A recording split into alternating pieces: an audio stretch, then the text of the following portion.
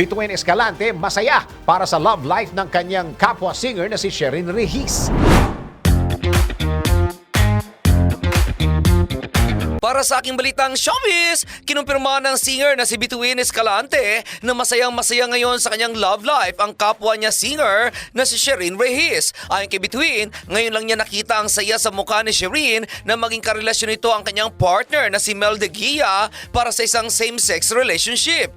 Kung makikita lang umano ng mga tao ang saya sa mukha ni Sherin ngayon, malalaman ng mga ito na masayang-masaya ngayon ang singer. Dahil umano sa masaya ang love life nito ngayon, kung kaya't napakagaan daw nitong katrabaho dahil iba ang happiness na nararanasan nito ngayon at bakas na bakas sa mukha nito. Samantala, sinabi naman ni Bituin na hindi na siya nagulat na mag-come out si Sherin ng tunay nitong katauhan dahil sa industriya umano nila at sa buong society naman ay nasa paligid lang naman daw ang mga kapatid sa ikatlong lahi. Kaya naman daw nang marinig niya na lesbian ito ay naging masaya siya para kay Sherin dahil nahanap na rin nito ang kanyang lugar na maipapakita nito ang tunay na siya.